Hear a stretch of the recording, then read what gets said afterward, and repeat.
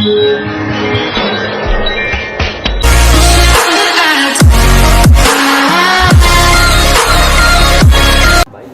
warahmatullahi wabarakatuh. Waalaikumsalam warahmatullahi wabarakatuh. Pertama-tama saya ucapkan terima kasih kepada saudari karena telah meluangkan waktu Anda untuk menghadiri kegiatan wawancara ini. Baik, pertama-tama perkenalkan, nama saya Rizal. Saya dari jurusan Bimbingan dan Konseling Universitas Salwaleo.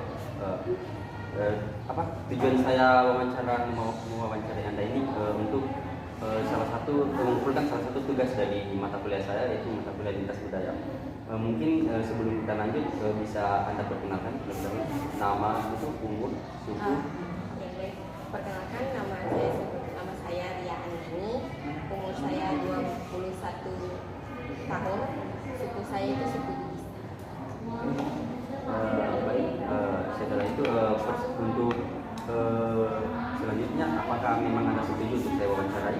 Iya, saya setuju. Oke, baik, dalam wawancara ini mungkin kita akan melaksanakan kontrak waktu ya, kurang lebih saya meminta waktu Anda mungkin sekitar 10 menit saja kurang lebih.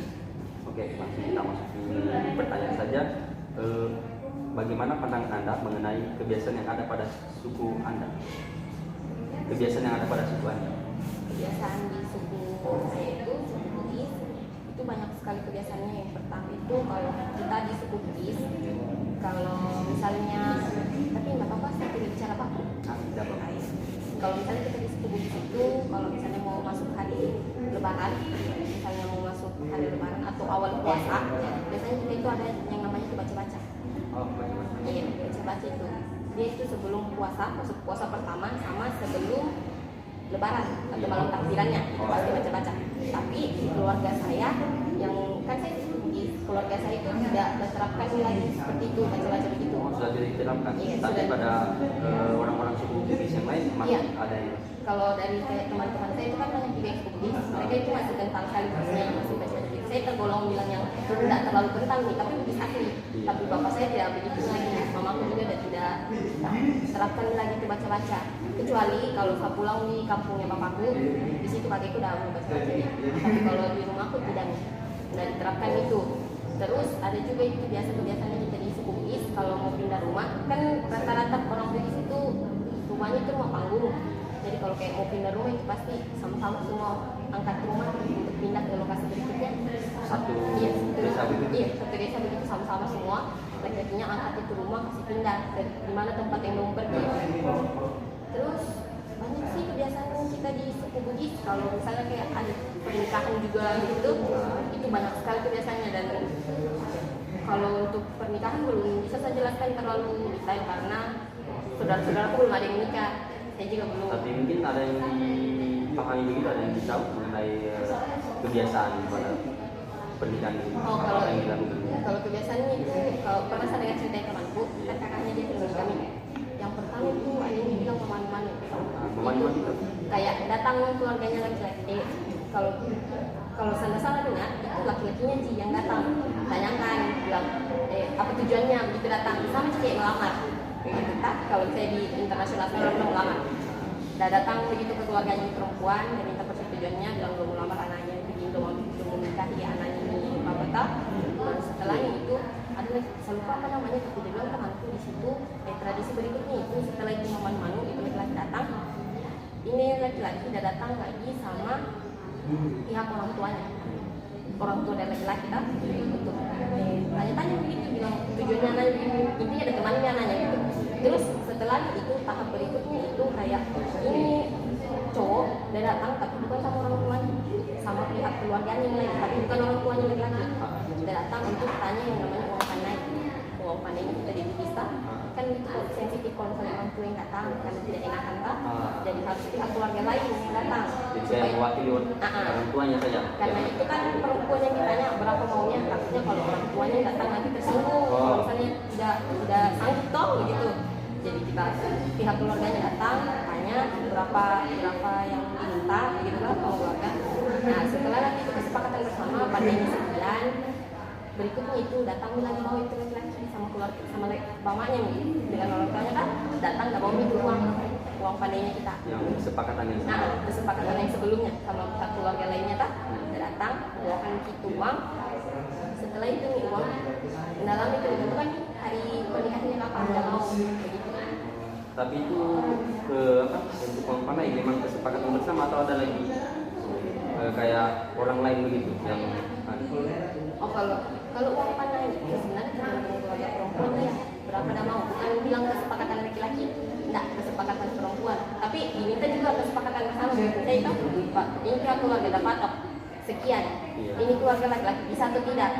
Kalau misalnya dia bilang sanggup bisa nih, tapi kalau ini laki-laki masih kayak sedikit boleh juga, tergantung keputusan bersama. Kalau uang pandai itu jadi untuk yang lain, kebiasaan yang lain sudah ada atau masih ada lagi? kalau kebiasaan yang lain sudah kurang nih di saya karena keluarga aku kan tidak ada sekali adat sekali kita tidak berpatokan adat sekali, menjadi kayak kebiasaannya itu tidak terlalu dilakukan. Nah, sama dengan yang bisnis lain begitu tidak kentalkan sekali adatnya tidak. Oh, iya. Kemudian kita lanjut jadi pertanyaan berikutnya nih. Apakah ada kebiasaan dan nilai-nilai atau prinsip dalam keluarga Anda?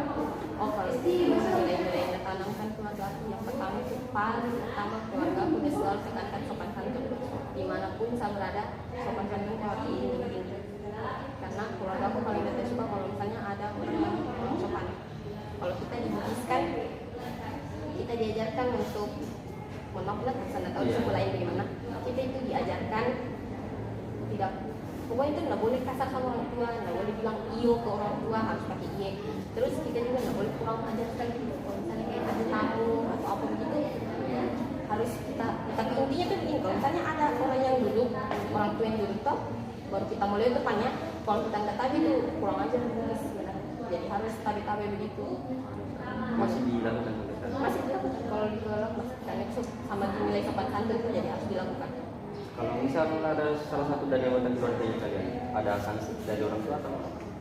Kalau sanksi tidak ada sih sebenarnya, tapi kalau misalnya begitu intinya sanksinya cuma begini, kalau saya pulang itu tamu atau itu orang yang itu akan tahu keluarga tak, baru ada satu keluarga aku yang melanggar, biasa kalau pulang itu orang tua aku udah panggil tak, itu saudaraku baru datang bilang seharusnya nggak boleh begini begitu aja sanksinya, nggak sampai yang bilang dipukul lah.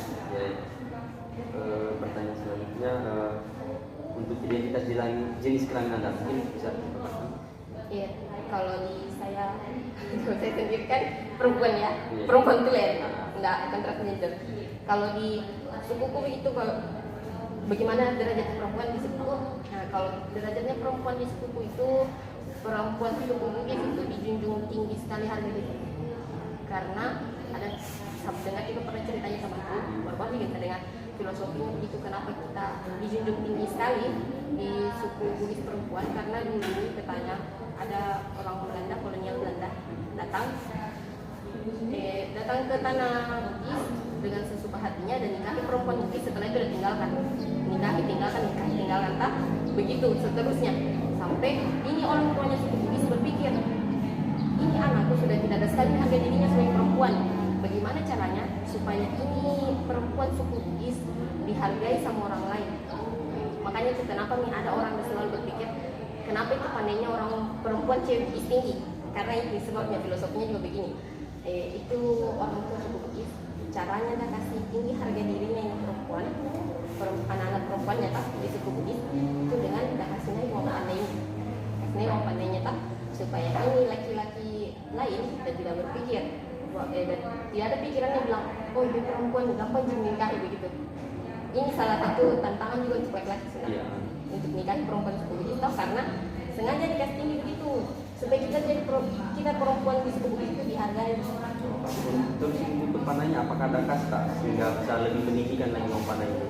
Kalau kasta tidak ada, tapi kalau di keluargaku, karena sempat saya tanya bapakku pernah, Pak kalau misalnya saya menikah, pandai ini itu bisa berapa kita, saya tanya gitu dari bapakku kesanggupan laki-laki.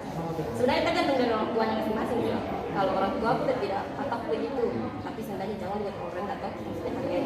Kalau kasta-kasta tertentu ada, apalagi kalau misalnya kita disebut kan ada faktor kerajaan, ada yang pakai andi, itu Andi famnya kerajaan orang Bugis. Jadi yang pakai gelar nama Andi kan tidak sembarang juga. Jadi itu kalau ada laki-laki yang mau nikahin memang harus sudah tinggi kan dia fam kerajaan, keturunan kerajaan. Kayaknya di suku lain juga begitu. Tapi di sukuku saya memang harus tinggi karena dia orang kerajaan. Apalagi kalau misalnya ini perempuan cantik terus S1 tak kuliahnya baru keluarganya terpandang di kampungnya.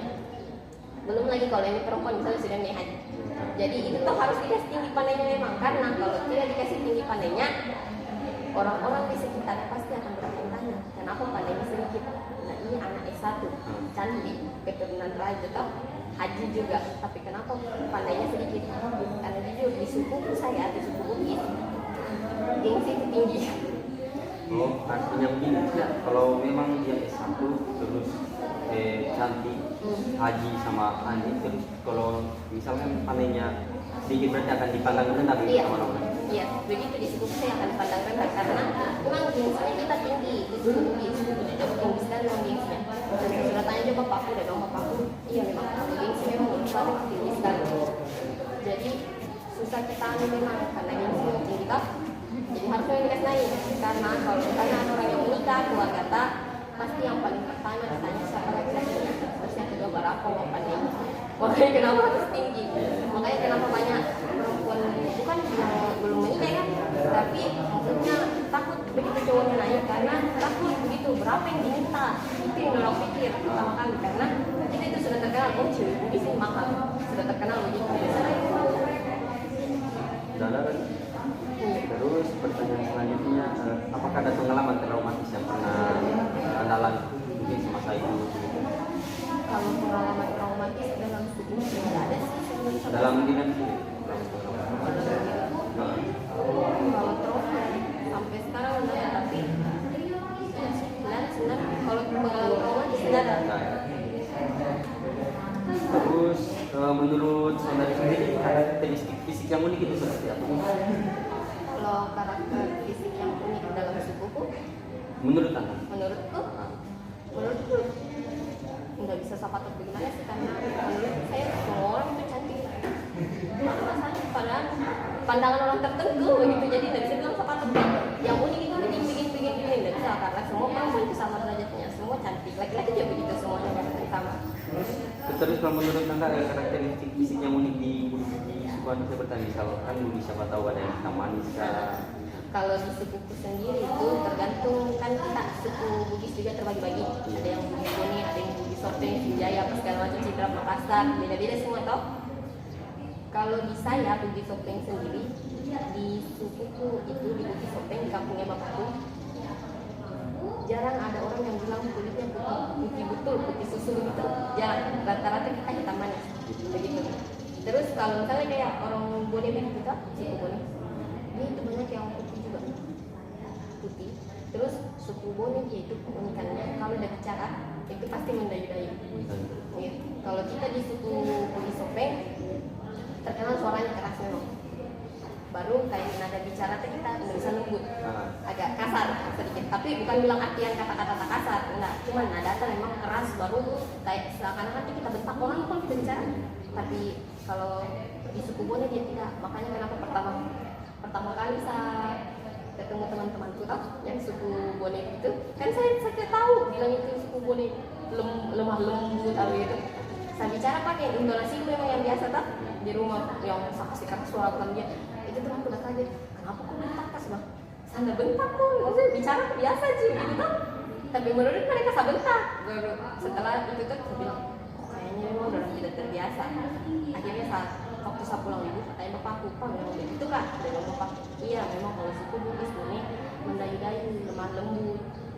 Mereka itu nggak bisa dengar suara yang bilang keras begitu, karena kebiasaannya mereka memang suaranya semua lemah lembut. Sedangkan saya sukuku yang Bugis Sopeng itu suaranya keras sekali begitu, jadi kayak saya mulai jadi susah jadi bilang, oh iya. Jadi memang harus kasih rendah gitu. Memang ada perbedaan nih? Iya, memang setiap suku Bugis itu berbeda-beda sebenarnya. Karena kalau kayak kita, kalau ada juga itu Bugis Makassar kan, bilang mereka juga itu sama kayak kita Bugis Sopeng, keras juga. Iya, baru mereka juga itu biasa cara bicaranya yang kasar juga. Iya. Untuk yang pertanyaan terakhir tadi yang merujuk pada pertanyaan kedua yang tentang kebiasaan dan nilai-nilai atau prinsip keluarga, apakah ada atau tidaknya nilai yang diidentifikasi sebagai budaya sendiri, dan apakah memang budaya tersebut berasal dari budaya sendiri atau dipakai juga di kebudayaan suku lain begitu? Kalau yang itu prinsip atau nilai-nilai mungkin kalau dari penglihatan saya selama ini bisa berteman kan juga banyak suku-suku lain Pak. Iya. Kalau di budayaku itu kayak sopan santun itu mungkin semuanya pakai ya. Iya. Semua suku pakai, tapi ada beberapa memang yang Menjunjung tinggi gitu. yang menjunjung tinggi kayak udah anukan sekali itu, kayak disebutkan dianukan sekali itu. Mungkin beberapa suku lain sopan santun itu digunakan, tapi maksudku kayak hal yang biasa yang yang dijunjung tinggi sekali begitu. Kalau menurutku saya dan penglihatanku itu kalau yang menjunjung tinggi saya itu suku. Kalau di suku lain memang nggak pakai, tapi maksudnya tidak terlalu anu kayak mohon maaf lah sebelumnya. Iya. Aku berteman sama banyak teman-temanku orang Toraja, orang Toraja begitu kan. Pertama kali saya ke rumahnya mereka itu saya kaget karena mereka bicara sama orang tuanya pakai ko, pakai iyo, baru orang sebut nama. Itu yang saya heran. Nah, kok sebut nama orang tua? Terus orang bilang hal biasa aja itu disebutan. Memang itu hal biasa itu di rumah, memang begitu. Itu yang saya heran. Saya bilang, hah? Dia sebut nama orang tuanya. Saya bilang, dan begini temanku, di rumahmu tidak kan saya begini. Kalau kau ke rumahku, kau sebut namanya mamamu pakai namanya, siap-siap kau dipukul. Karena itu tidak sopan begitu.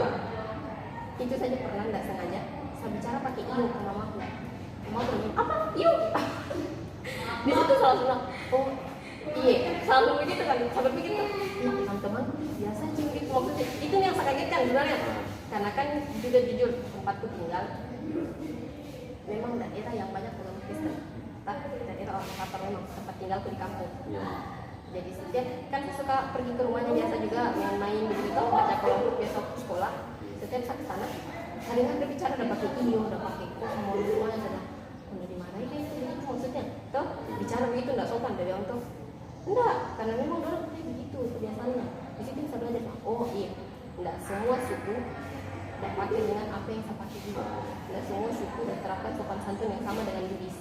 Jadi menurut saya kalau misalnya itu sopan santun dijunjung tinggi sekali memang di Bugis menurutku dan penglihatanku selama ini, karena pengalaman yang saya ketemu tahu teman-teman itu dalam tidak junjung tinggi sekali sopan santun. Tapi kalau dibilang sopan, Tapi tidak dijunjung tinggi seperti di suku Bugis kan? Kalau di suku Bugis kan memang tidak boleh sekali ya. Kalau di suku lain mungkin biasa aja begitu, kayak pada umumnya aja sopan santun pada umumnya. Selagi kau nak pukul orang tua tidak apa-apa mungkin begitu. Tapi di sukuku tidak. Dijunjung tinggi. Iya. Baik. Mungkin tadi pertanyaan terakhir, jadi sudah tidak ada lagi pertanyaan selanjutnya. Mungkin saya akan ucapkan terima kasih kepada saudara siapa? Ria. Oke. Terima kasih sebelumnya telah membantu saya untuk melakukan proses wawancara. Iya. Saya ucapkan terima kasih. Assalamualaikum warahmatullahi wabarakatuh. Waalaikumsalam warahmatullahi wabarakatuh. Assalamualaikum warahmatullahi wabarakatuh. Waalaikumsalam warahmatullahi Pertama-tama saya ucapkan terima kasih karena sudah meluangkan waktu saudara untuk menjadi informan dalam wawancara saya kali ini. Langsung saja saya perkenalkan diri saya dulu. Perkenalkan nama saya Rizal, saya dari jurusan Bimbingan dan Konseling Universitas Aluleo. Selanjutnya mungkin saudara bisa memperkenalkan diri saudara sendiri, mulai dari nama, umur, suku, dan pekerjaan. Baik, terima kasih. Perkenalkan, nama saya Muhammad Supardi. Saya suku saudara biasa disebut itu suku Tulisusu. Agama saya agama Islam, alhamdulillah Islam. Umur saya 20 tahun. Ya, begitu saja. Perkenalkan diri saya. Kemudian sebelum kita lanjut, saya akan bertanya kepada saudara, apakah saudara siap untuk saya wawancarai? Siap, saya siap diwawancarai, saudara. Oke. Kemudian ada yang namanya kontrak waktu. Jadi kurang lebih kontrak waktu kita ini kurang lebih selama 10 menit. Atau mungkin bisa lebih jika memang pembicaraan kita masih panjang. Siap. Boleh. Langsung saja kita mulai pada proses wawancara yang dimana pertanyaan saya yang pertama itu bagaimana pandangan Anda mengenai kebiasaan? Mungkin bisa disebutkan dulu apa kebiasaan pada etnis atau suku dari saudara, yaitu suku Buton Utara ya? Oh iya, betul sekali.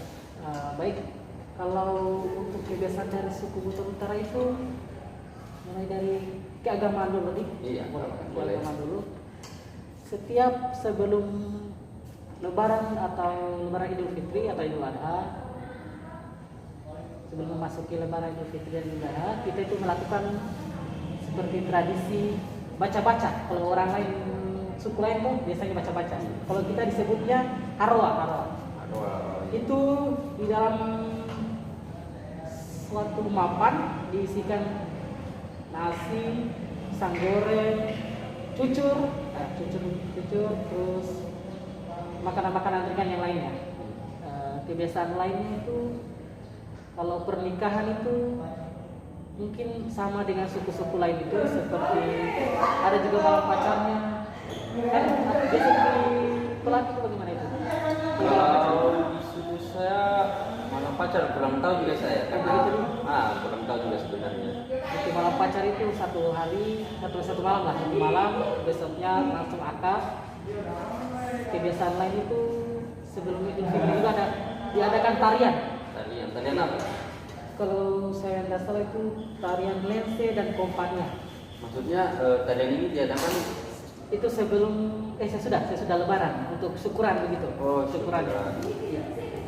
Jadi selain tarian ini apa saja yang ada untuk syukuran? Syukurannya selain tarian, hanya tarian sih yang ada. Tarian. Iya. Berarti diiringi dengan kayak acara Iya, begitu. dengan acara ada di keraton Kristus. Untuk kebiasaan lain sudah tidak ada atau masih ada? Oh, tidak ada. Saya tahu saya Pak. Karena mungkin terbatas juga di pengetahuan tentang Iya. kebiasaan. Oke. Selanjutnya apakah ada kebiasaan dan nilai-nilai atau prinsip dalam keluarga? Untuk prinsip di keluarga saya itu gimana nih, saling tolong menolong lah. Prinsipnya tolong menolong. Adapun orang yang kesusahan kita bantu semampu kita juga. Ada yang sakit kita pergi jenguk. Yaitu prinsipnya kita harus berpegang teguh tentang tolong menolong. Ini memang diterapkan. Iya, oleh orang tua. diterapkan. Kalau ada yang lapar, kita makan bersama. Tetangga begitu kita ajak makan bersama gitu. Kalau untuk kayak apa namanya, kayak seperti semacam pamali apa ada dalam keluarga yang Kalau pamali begitu kayaknya tidak ada. tidak ada? Iya. Kan biasa memang seperti kalau orang lain ada pamali kan, ada batasan dalam melakukan sesuatu begitu. Iya, tidak ada. Tidak ada. Iya. Oke. Kemudian pertanyaan selanjutnya itu untuk identitas jenis kelamin Anda mungkin bisa dipaparkan. Untuk jenis kelamin saya alhamdulillah normal, laki-laki. Alhamdulillah. Laki-laki jantan lah seperti biasa. Kalau dalam konteks budaya itu laki-laki itu seperti apa begitu gambarannya? Kalau laki-laki itu seperti punya brewok lah seperti saya ini. Itu seperti orang-orang ini yang biasa kalau dikatakan itu lelaki jantan. Maksudnya lebih dalam lagi begitu kalau untuk konteks budaya. Maksudnya kan semisalkan kita misalkan wanita ya, misalkan wanita kan misal ini suku Bugis dijunjung tinggi karena ini. Kalau laki-laki ada tidak seperti itu? Kalau seperti itu kayaknya saya kurang tahu juga karena saya jarang diceritakan juga tentang kisah-kisah di sana. Adat istiadatnya juga jarang pernah dengar. Jadi memang jarang dapat informasi tentang Iya, budaya begitu. Baik. Kemudian pada pertanyaan selanjutnya, apakah ada pengalaman traumatis yang pernah Anda alami selama hidup? Selama hidup saya, alhamdulillah sih untuk selama hidup saya ini saya belum pernah merasakan trauma. Tapi mungkin pernah hampir dibegal. Ceritanya bagaimana? Ceritanya itu pada saat mengantar teman saya nih, itu pertama kali saya hampir dibegal di lorong, saya kurang tahu juga apa nama lorongnya. Saya itu dengan teman saya berempat masuk ke lorong itu, tiba-tiba kita dihadang. Wih, situ nih saya merasa hidup dan mati saya sudah di sini mungkin. Begitu. Jadi saya agak trauma di situ.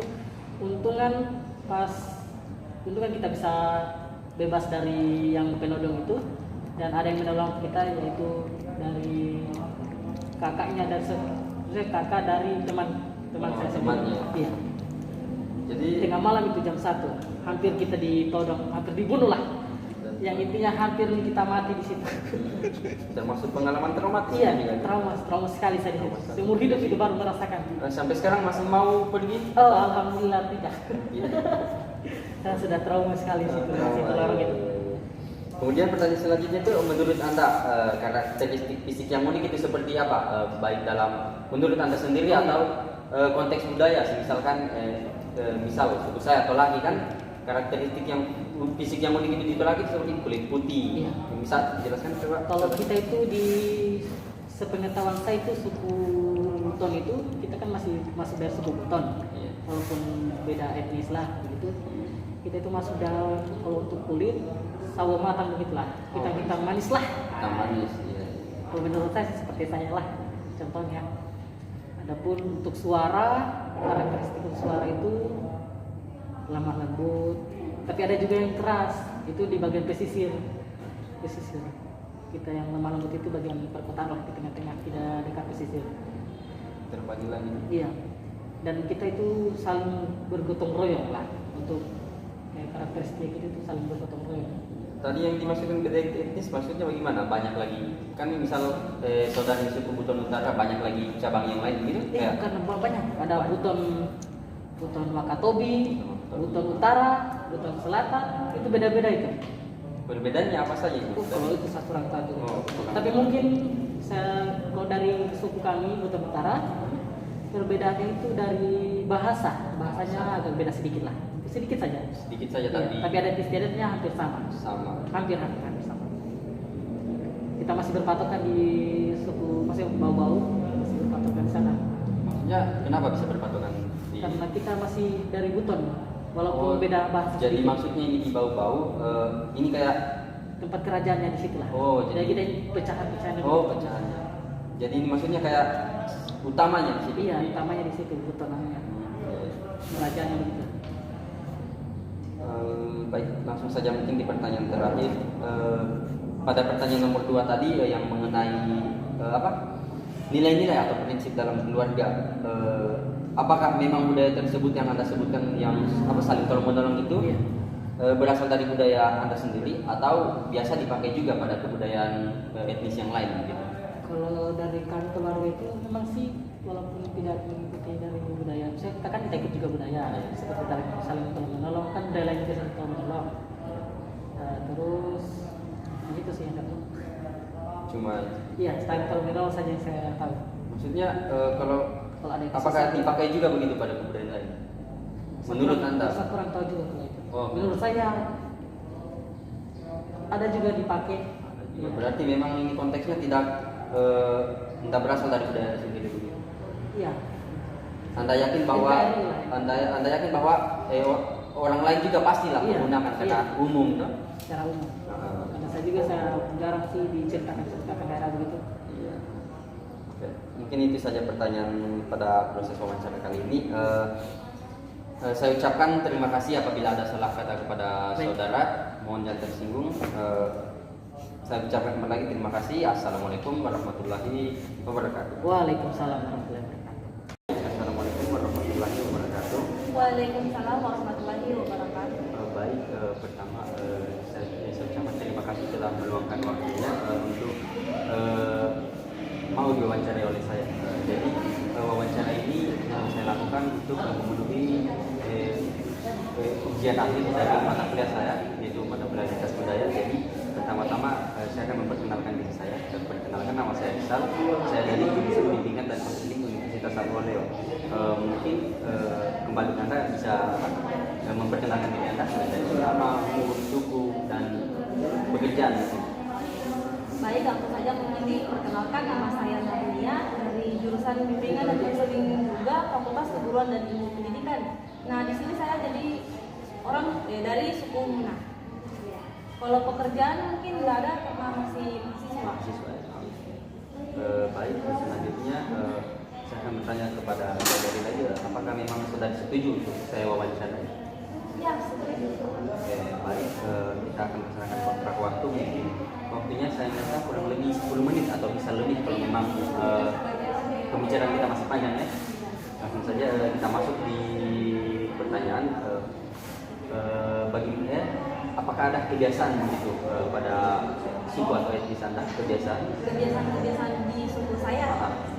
Ya, kebiasaan di suku Muna itu banyak, namun sebagian itu saya kurang tahu, maksudnya kurang paham. Tapi yang saya tahu di sini kalau kebiasaan orang Muna itu kayak misalkan ada baca-bacanya setiap kayak bulan suci Ramadan begitu mau masuk, ada baca-bacanya. Nah, Lebaran juga begitu, pasti ada baca-bacanya. Terus kalau ada mau pindahan rumah baru pasti ada baca-bacanya, kayak mau beli motor baru lagi baca-baca lagi. Terus kalau untuk kebiasaan lain itu kayak kita mau orang Muna itu kan dominan itu berkebun, petani. Nah, kalau di situ kebiasaannya orang kalau setiap mau buka lahan baru itu, kalau sudah siap mau ditanami, pasti sebelum kita menanam itu pasti baca-baca dulu. Selain baca-baca ini apa ada kebiasaan lain? Kalau kebiasaan lain itu kayak mungkin di adat pernikahan ada seperti silat atau bahasa kita itu kayak ewa Muna. Silat itu diadakan pada acara-acara besar seperti kan ada 2 pernikahan itu, yang pertama itu baku bawa lari, yang kedua itu datang langsung atau melamar. Kalau yang baku bawa lari itu kebanyakan tidak pakai pakai silat-silat itu tidak ada, karena acaranya kecil. Jadi ya, kalau yang ada lamaran begitu selalunya pasti pakai silat Muna untuk kayak misalkan laki-laki tuh mau pergi di rumahnya perempuan, kayak sebelum akad pasti ada pembuka silat dengan pantunnya di situ.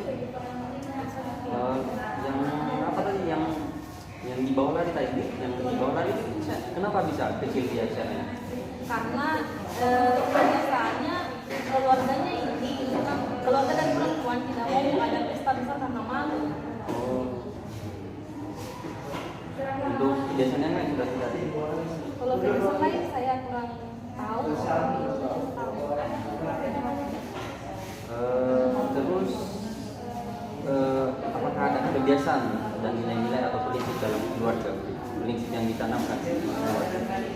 Pasti ada, karena di setiap keluarga itu pasti selalu kepala rumah tangga itu pasti ditanamkan prinsip-prinsip yang baik untuk anak-anaknya atau yang ada dalam keluarganya sendiri. Seperti misalkan contoh di keluarga sendiri, bapaknya ada larang keras itu anak-anaknya suka pergi keluar malam, kayak pergi di acara-acara atau pergi dimanapun itu kayak yang rame-rame, apalagi lagi sama teman itu dilarang keras. Kalau misal melanggar, apa ada sanksi yang dikasih oleh orang tua? Kalau kita melanggar dari aturan tersebut pasti ada, kayak contoh kita dipukul mungkin. Kemudian untuk identitas jenis kelamin sendiri mungkin bisa dipaparkan. Ini seperti apa? Kayak misal kamu wanita seutuhnya mungkin, atau mungkin transgender kah, atau terus di etnis kamu itu bisa perempuan derajatnya itu seperti apa? Kalau saya sendiri mungkin asli perempuan, jelas iya. Terus kalau apa tadi? Kalau dalam etnis gitu, apakah memang misal perempuan dikhususkan begini? Oh iya, kalau di suku Muna itu tidak membeda-bedakan gender, tapi yang jelasnya di sini kayak kepekaan dari laki-laki saja. Misalkan contoh, ada pekerjaan, di situ ada laki-laki dengan perempuan. Nah, di sini sebagian kan perempuan itu kadang biar tanpa disuruh kerja langsung. Kalau laki-laki orang beda, nanti disuruh baru turun tangan. Jadi di situ kayak perempuan bisa semuanya bisa, kayak apa saja. Kalau di sana kita orang bisa dibilang kuat lah gitu. Laki-laki ini intinya di sana orang peka. Kalau orang peka, perempuan juga enak, bisa nggak kerja lagi. Terus apakah ada pengalaman traumatis yang pernah Anda alami selama Anda baik dalam mungkin keseharian atau dalam konteks budaya? Kalau pengalaman traumatis di budaya itu nggak ada, tapi kalau untuk di kehidupan sehari-hari ada. Itu hari pernah waktu SMP mungkin itu hari ceritanya kita mau pergi di kebun, disuruh sama orang tua mau pergi di kebun. Nah pas di tengah jalan itu kita dihadang sama monyet. Nah monyet itu sekumpulan banyak sekali, baru besar-besar. Nah pas kita jalan-jalan ke depan lagi, itu monyet gak balik sama kita kan? Malah ada memburu kita lari, kita kembali lagi di rumah. Nah, jadi kita terus. Jadi apa kan? Dari apa kan tapi di situ kita sakit. Akhirnya di situ kita nggak mau itu di kebun, kecuali diantar pakai motor, tapi kalau jalan kaki nggak pernah nih. Sama sekali sama ini. Jadi biarpun sampai sekarang itu tetap sekali nggak berani. Terus untuk menurut saudari karakteristik yang fisik yang unik itu seperti apa? Baik mungkin Anta atau mungkin dalam etnis itu misal suku Muna karakteristik fisik yang unik itu menurut etnis sana seperti apa? Jadi kalau menurut secara fisik saya dulu mungkin kalau saya itu di keluarga banyak yang bilang katanya saya itu nggak mirip sama laki-laki saudara-saudaraku. Sementara ini kalau yang besar kakakku perempuan sama adikku yang perempuan juga mereka mirip, saya beda sendiri. Itu orang suka bilang kamu katanya bukan orang Muna, apa paling jelasnya katanya bukan kamu orang Muna. Terus kalau di keluarga aku sendiri saya yang lebih nikmat bunga tanya gitu, kalau yang lain enggak. Terus kalau mungkin budaya kalau menurut saya enggak. Karakteristik fisiknya unik mungkin ada sesuatu yang mencerminkan mungkin sebagai orang Muna kayak misal kita manis kah? Yang itu kalau orang Muna dia dominan itu banyak yang kulit sawo matang, sama rambut keriting, sama apa lagi? Kadang itu kalau kita pergi di kampung gitu masih suka orang Muna itu masih pakai bahasa Muna sendiri, masih kurang yang pakai bahasa Indonesia. Kental dia lebih kental ke bahasa Muna keseharian. Terus tapi kalau memang untuk karakteristik fisik yang unik kalau saya lihat itu orang Muna hidungnya agak maju gitu. Iya, maju. salah satunya itu. Oke, pertanyaan selanjutnya itu pada pertanyaan nomor 2 tadi yang tentang nilai-nilai atau prinsip keluarga, apakah memang budaya tersebut berasal dari budaya sendiri atau bisa juga biasa juga dipakai ke budaya lain? Kalau itu aku kan dari orang tua aku sendiri, tapi saya lihat di beberapa keluarga juga, mungkin keluarga teman-temanku ada juga yang seperti itu, maksudnya dilarang keras untuk bergaul yang sembarangan, biarpun sama keluarga sendiri. Karena pasti banyak orang yang kita menginginkan anaknya seperti itu. Mungkin itu saja pertanyaan dari wawancara kali ini. Saya ucapkan terima kasih apabila ada salah kata, mohon maaf. Terima kasih juga telah mau untuk menjadi informan dalam wawancara saya kali ini. Saya ucapkan terima kasih sekali lagi. Assalamualaikum warahmatullahi wabarakatuh. Waalaikumsalam warahmatullahi wabarakatuh.